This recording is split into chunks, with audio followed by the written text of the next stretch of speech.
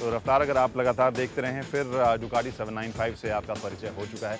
तो एक बार फिर से उन दर्शकों को बता दें जो अभी अभी हमारे साथ जुड़े हैं कि दरअसल डुकाटी ने दुनिया के कुछ चुनिंदा मार्केट्स के लिए, जो डेवलपिंग कंट्रीज़ हैं, डेवलपिंग मार्केट्स हैं, उनके लिए एक सस्ती मॉन्स्टर तैयार की है। सस्ती मॉन्स्टर का दरअसल मतलब क्या है? क्या असल मॉन्स्टर से ये अलग है? क्या अलग असल मॉन्स्टर से ये इंफीरियर है? आइए जानते हैं आज।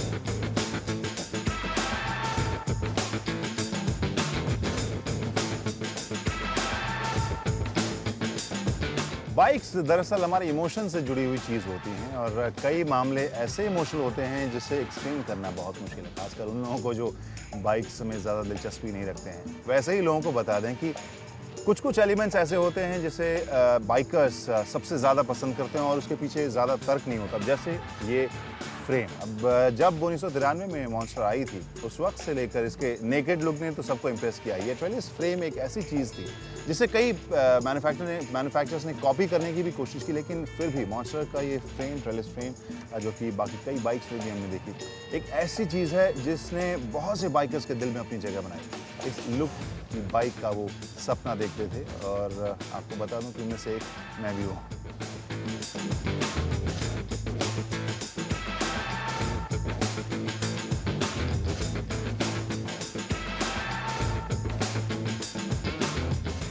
जैसा हमने कहा कि नेकेड लुक में आई हुई मॉन्स्टर ने सबको चकित किया था और इसी वजह से सबसे ज़्यादा प्रचलित डुकाटी अगर हिंदुस्तान या दुनिया में कोई है तो मॉन्स्टर ही है। और इस नेकेड लुक के साथ बहुत सारी चीज़ों का ध्यान रखा गया, जिसमें से एक मिनिमल बनावट अगर हम कहें। टेक्नोलॉजी के मामले में, फीचर्स के मामले में कहीं भी कमी नहीं है, लेकिन जो बनावट है, जो जिस तरीके से उन फीचर्स को फिट किया गया, वो बहुत ही मिनिमल तरीके से किया गया, जिससे कि बाइक के अगले हिस्से में कोई ज़्यादा आपको वज़न, स्पेशली विजुअली आपको कोई वज़न महसूस नहीं होगा।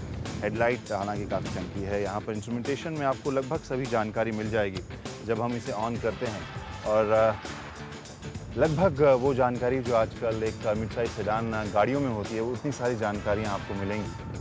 इसके लिए आपको अलग अलग बटन यहाँ दबाने हैं मोड के, जिससे कि आप ये सारी जानकारियाँ पढ़ सकते हैं। लेकिन कुल मिलाकर बनावट ऐसी है, जब आप इस पर बैठते हैं,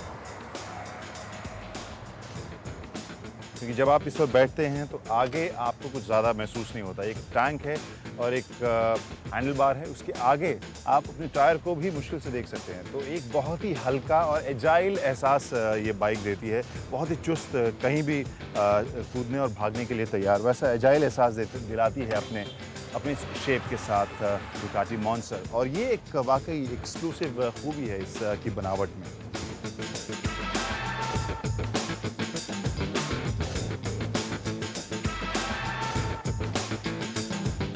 केवल अगले हिस्से में ही खूबसूरत नहीं है मॉन्स्टर, इसके पिछले हिस्से की जो खूबसूरती है उसमें भी काफ़ी आकर्षण है। वैसे जिस तरह की रफ्तार है इसकी, आमतौर पर लोग ज़्यादा तो इसी हिस्से को देखते हैं।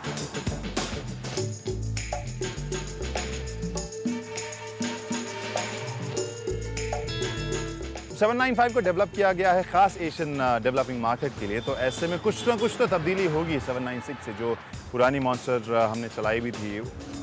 एक फ़र्क ये है जो राइडिंग पोजीशन में आता है। हालांकि राइडिंग पोजीशन के बारे में हम बात कर चुके हैं, लेकिन इसकी जो सीट है उसे 30 mm नीचे रखा गया है, यानी एवरेज एशियन हाइट के हिसाब से जो लंबाई थोड़ी कम भी हो, वो बेहतर तरीके से ग्रिप के साथ बैठ सके, आरामदेह तरीके से बैठ सके। एक तो वो फ़र्क है।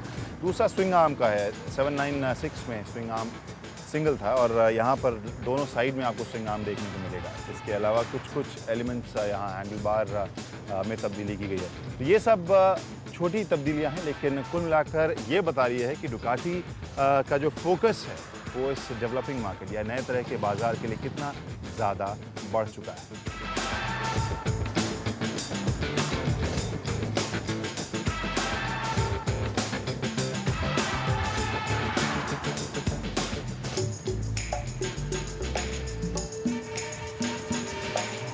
तो मॉन्स्टर की सवारी तो आपने देख ली, लेकिन मुझे याद है ऑटो एक्सपो में जब मॉन्स्टर डिस्प्ले पे लगी हुई थी और उस वक्त 795, जो कि भारत और बाकी कई डेवलपिंग कंट्रीज़ या मार्केट के लिए बनाई है डुकाटी ने, खासतौर पर सस्ती, उसे लॉन्च किया था 6,99,000 के एक शोरूम कीमत के साथ। लेकिन ऑटो एक्सपो के जिस दिन मैं इस बाइक तक पहुँचा, इसे शूट कर रहा था, उसी वक्त इसकी कीमत को बदला जा रहा था और कीमत में 1 लाख रुपए की गिरावट थी, 5,99,000 रुपये। और वो एक बहुत बड़ा फैक्टर है इस बाइक के हिट होने में। अभी तक का जो जानकारी उस हिसाब से 125 डुकाटी मॉन्स्टर 795 बुक हो चुकी है, जो कि एक बड़ा नंबर है इस सेगमेंट के लिए।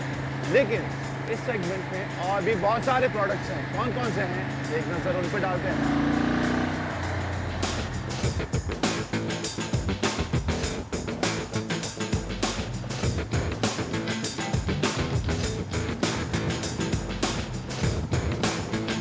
अगर मॉन्स्टर के राइडिंग पोजीशन की बात करें तो आप देखेंगे कि ये बहुत ही अच्छा कॉम्बिनेशन है। सीरीज स्पोर्ट्स बाइक के तौर पर आप ना तो आगे ज़्यादा झुके हुए हैं स्पोर्ट्स बाइक्स की तरह, ना फिर सीधे कंप्यूटर बाइक की तरह बैठे हैं। एक ऐसा स्टांस है जो काफ़ी आक्रामक और बाइक को आपको पकड़ में रखता है। तो एक तो खासियत मुझे इसकी ये लगती है। इसके अलावा इसका जो व्हील बेस है वो काफ़ी छोटा है, जिससे ये बहुत ही चुस्ती, बहुत ही एजाइल का एहसास दिलाती है। यानी आप किसी भी तरह के माहौल में इसे चला सकते हैं। आप हाईवे पर इसे तेज़ रफ्तार में चला सकते हैं, इसे शहरी ट्रैफिक में इधर से उधर काटते हुए निकाल सकते हैं, जिसमें आपको कोई दिक्कत महसूस नहीं होगी, जबकि इसका इंजन 800 सीसी का है। इसके अलावा अगर हम बात करें कि इसके लंबी दूरी के राइडिंग का, वो बहुत ज़्यादा हो सकता है आरामदेह ना हो। इसे लेकर मैं मॉन्स्टर को ही लेकर बहुत लंबी दूरी पर गया था। वो बहुत ही आइडियल नहीं कही जा सकती, लेकिन हाँ स्पोर्ट्स बाइक्स की तरह आपके पीठ में बहुत दर्द भी नहीं देगी। तो कुल मिलाकर जो बनावट इसकी राइडिंग की मैं कहूँगा वो ठोस है।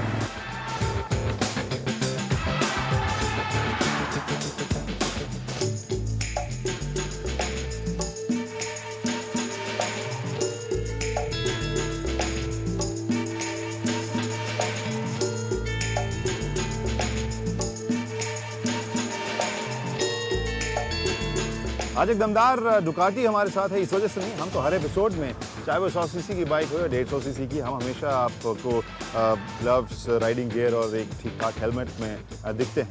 आज ख़ास हम इस वजह से ध्यान दे रहे हैं क्योंकि यहाँ पर एक नई चीज़ हमारे हाथ में आई हुई है और जिसे पहनकर मैंने राइड भी अभी पूरी कर ली है। तो आगे अगली कहानी पर जाने से पहले एक नज़र डाल लेते हैं इस हेलमेट पर भी। और ये हेलमेट दरअसल सीलबर्ड ने तैयार की है और इसका नाम है जोरो। क्या है खूबी, क्या है खामी, एक बार नज़दीक से देखते हैं। तो जैसा कि हमने कहा कि हिंदुस्तान में भी सेफ्टी का कल्चर धीरे धीरे बढ़ रहा है और जिसका एक सबूत हम कह सकते हैं नए नए तरीके के हेलमेट्स हमें देखने को मिल रहे हैं, बाज़ार में आ रहे हैं। अब जैसे इस हेलमेट जोरो की बात करूं तो यहाँ पर दरअसल इसे आप ओपन फेस भी कर सकते हैं। अब ये खूबी आपको कई हेलमेट में मिलती है और यहाँ पर कुछ और फीचर्स एक बार देखते हैं। मौसम चूँकि हमारा गर्म है, उमस वाला है, तो यानी हवा की ज़रूरत ज़्यादा है, इसके लिए कई इनलेट हैं।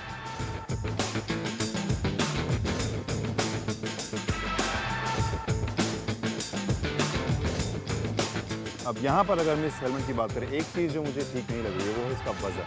इसका वज़न मुझे काफ़ी ज़्यादा लगा और स्पेशली जब आप इसके हुड को खोलते हैं तो इसका जो अगले हिस्से का जो वज़न है आप हमेशा गले पर महसूस करेंगे, सर पर महसूस करेंगे। तो वज़न के मामले में थोड़ी सी इसकी समस्या मुझे लग रही है।